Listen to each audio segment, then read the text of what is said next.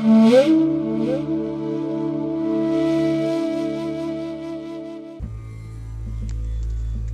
श्री कृष्णा, राधे राधे। आप सभी भक्तों का हमारे चैनल हरि वचन में बहुत बहुत स्वागत है। आज मैं आपको एक बहुत सुंदर कहानी सुनाने जा रही हूँ और कहानी इस प्रकार है। श्री अयोध्या जी में कनक भवन और हनुमानगढ़ी के बीच एक आश्रम है जिसे बड़ी जगह या दशरथ महल के नाम से जाना जाता है। काफ़ी समय पहले की बात है ये, और वहाँ उस समय जो है ज़्यादा भीड़ भाड़ नहीं होती थी, ज़्यादा लोग भी कहीं आते जाते नहीं थे। तो वहाँ एक संत रहा करते थे जिनका नाम था श्री राम प्रसाद जी। श्री राम प्रसाद जी उस समय बड़ी जगह के कर्ता धर्ता थे और वहाँ एक बहुत बड़ा मंदिर था। मंदिर में श्री राम जी, सीता जी, लक्ष्मण जी, भरत जी, शत्रुघ्न जी और हनुमान जी की मूर्तियाँ थी। जो श्री राम प्रसाद जी थे वो उस मंदिर में सेवा करते थे। वहाँ श्री राम प्रसाद जी के अलावा और भी बहुत सारे संत थे। अब उनका एक नियम था कि जो भी नित्य प्रतिदिन मंदिर में जितना भी चढ़ावा आता था उस चढ़ावे को एक बनिए को दे दिया जाता था, और बनिए का नाम था पलटू बनिया। उस धन से जो भी थोड़ा बहुत राशन आता था उसी से भगवान को भोग प्रसाद बनता था, और भगवान को भोग लगाने के बाद सभी संत उसी प्रसाद को खाकर रहते थे। एक दिन भगवान प्रभु की बहुत सुंदर लीला हुई। एक दिन की बात है कि मंदिर में कुछ भी चढ़ावा नहीं आया। अब वो तो साधु संत थे, तो उनके पास कोई ऐसा धन माया तो थी नहीं जो उन्होंने जोड़ के रखी हुई थी। अब उन्होंने क्या सोचा कि अब क्या किया जाए। कोई भी उपाय नहीं देख के राम प्रसाद जी ने अपने जो दो साधु थे उनसे कहा कि अब तुम जाओ और पलटू बनिए से कहो कि वो थोड़ा सा हमें राशन भिजवा दें। तो दो साधु पलटू बनिए के पास पहुँचे और उससे कहा कि थोड़ा सा राशन हमें उधार दे दो, अब कम से कम भगवान का भोग तो हम लगाएं। जब पलटू बनी ने सुना तो उसको बड़ा गुस्सा आया और उसने कहकर मना कर दिया कि मेरा और महन जी का कुछ लेना देना नहीं है, मेरा और महन जी का तो रोज़ का नगद का लेना देना है, अब मैं कुछ उधार नहीं दे पाऊँगा। जब ये बात श्री राम प्रसाद जी को पता चली तो उन्होंने कहा जैसे भगवान की इच्छा, अब हम क्या कर सकते हैं, जैसे भगवान चाहेंगे वैसा ही होगा।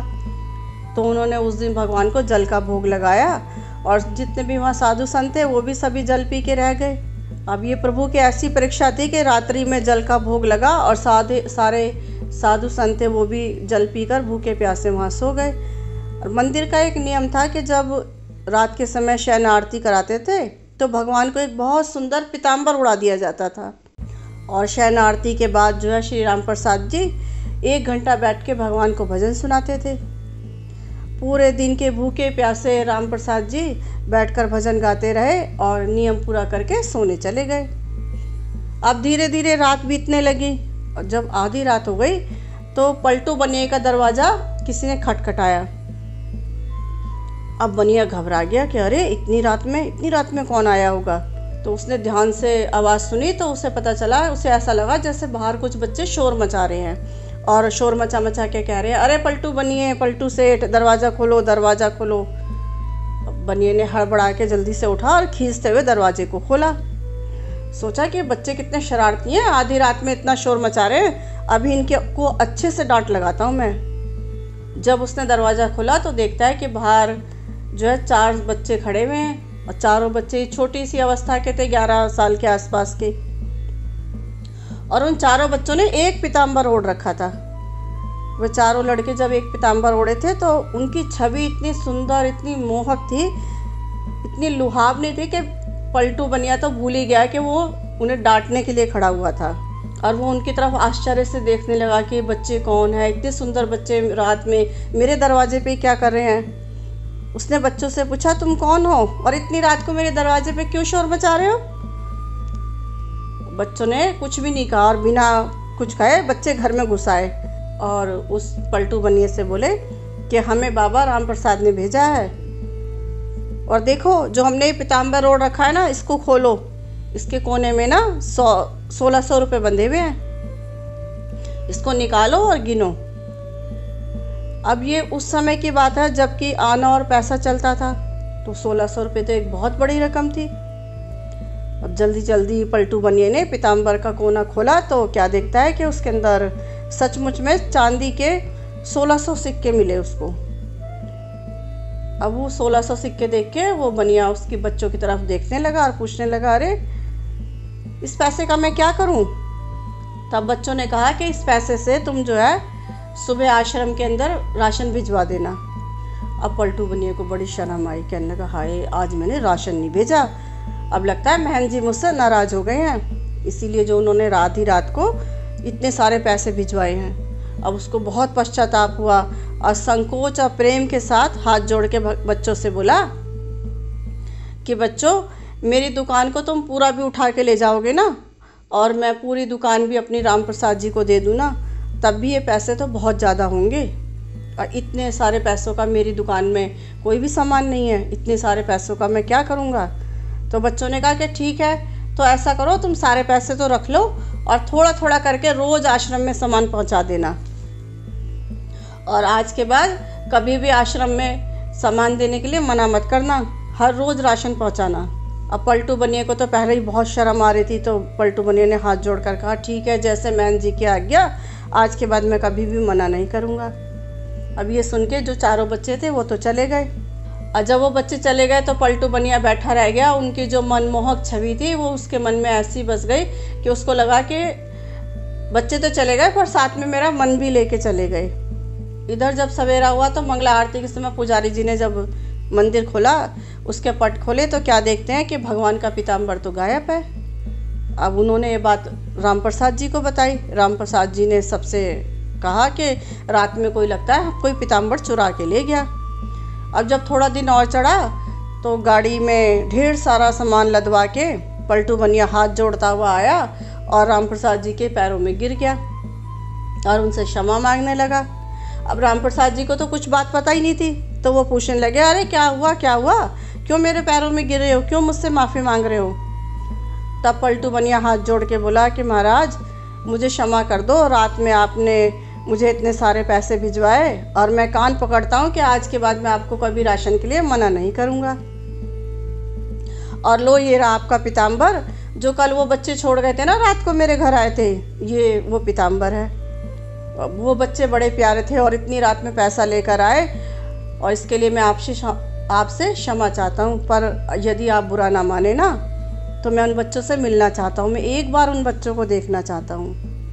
अब जब राम प्रसाद जी ने उस पीताम्बर को देखा तो वो हैरान रह गए कि अरे ये तो वही पीताम्बर है जो मंदिर से गायब हुआ था। अब वो उससे पूछने लगे, अरे ये पीताम्बर तुम्हें कहाँ से मिला और ये तुम्हारे पास कैसे आया?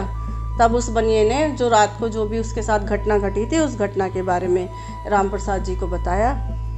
अब तो राम प्रसाद जी भागे भागे मंदिर में पहुँचे और जाके भगवान के पैरों में गिरकर रोने लगे, कहने लगे, मेरे कारण आपने आधी रात को इतना कष्ट उठाया, और चलो कष्ट उठाया तो मैं मान भी लूँ, कष्ट उठाया तो उठाया, और मैंने जीवन भर तुम्हारी सेवा की, मुझे तो आज तक तुमने दर्शन नहीं दिए, और इस बनिए को आधी रात को दर्शन देने के लिए पहुंच गए। जब पलटू बनिए को ये बात पता चली तो उसका हृदय जो धक से रह गया कि अरे ये क्या हो गया, मैं तो उन बच्चों को साधारण बालक समझ बैठा था और वो तो त्रिभुवन के नाथ थे। अरे भगवान, मैंने ये क्या कर दिया, मैं तो उनके चरण छूना भी भूल गया। अब वो दोनों लोग जो है बैठ के वहाँ रोने लगे। अब एक तो इसलिए रो रहे थे कि उनको भगवान ने दर्शन नहीं दिए, मैंने सारी ज़िंदगी तुम्हारी सेवा करी और तुमने मुझे दर्शन नहीं दिए। और पलटू बनिया इसलिए रोने लगा कि भगवान आपने मुझे दर्शन दिए और मैं आपको पहचान ही नहीं सका, यहाँ तक कि मैं आपके चरण भी नहीं छू सका, आपको प्रणाम भी नहीं कर सका। इस घटना के बाद से ही पलटू बनिया को तो बिल्कुल वैरागी हो गया और आगे जाके वो पलटू बनिया श्री पलटू दास के नाम से विख्यात हुआ। और जो श्री राम प्रसाद जी थे, उस दिन के बाद उनकी व्याकुलता दिन पे दिन बढ़ती गई, उनकी भूख प्यास सब कुछ ख़त्म होने लगी। जब वो रात को शयन आरती करते, उसके बाद उन्हें भजन सुनाते, तो भजन सुनाते सुनाते वो मूर्छित हो जाते। अब ये रोज़ का नियम हो गया कि वो भगवान में इतने विहल हो जाते, रो रो के इतना भगवान को याद करते कि एक दिन जब वो मूर्छित हुए तो भगवान ने उन्हें जानकी माता के साथ दर्शन दिए। जानकी माता ने उनके आंसू पोंछे और उंगली से उनके माथे पर बिंदी लगाई। उस बिंदी को उन्होंने हमेशा अपने माथे पर धारण करके रखा। और इसके बाद उस आश्रम का ऐसा नियम हो गया कि वो बिंदी वाले तिलक के नाम से उसका प्रचलन हुआ और उस आश्रम में उस दिन के बाद से कभी भी खाने पीने की कमी नहीं हुई। वास्तव में प्रभु तो चाहे तो ये अभाव, ये कष्ट जो भी हमारे जीवन में आते हैं उन्हें 1 मिनट में दूर कर सकते हैं, परंतु प्रभु जानबूझकर इन्हें भेजते भी हैं ताकि वो अपनी लीला के माध्यम से जो लोग विश्वास नहीं करते, जो अविश्वासी जीव है ना, उनको वो सतर्क हो जाए और उनके हृदय में भी विश्वास उत्पन्न हो। जैसे प्रभु ने उनके कष्ट दूर किए, उनका निवारण किया, वैसे ही प्रभु हम सभी का निवारण करें, हम सभी के कष्ट दूर करें। आपको ये कहानी कैसी लगी हमें कमेंट करके ज़रूर बताइएगा। अच्छी लगी हो तो लाइक करें, शेयर करें, कमेंट करें। हमारे चैनल में नए हैं तो सब्सक्राइब करें। जय सिया राम, जय श्री कृष्णा, राधे राधे।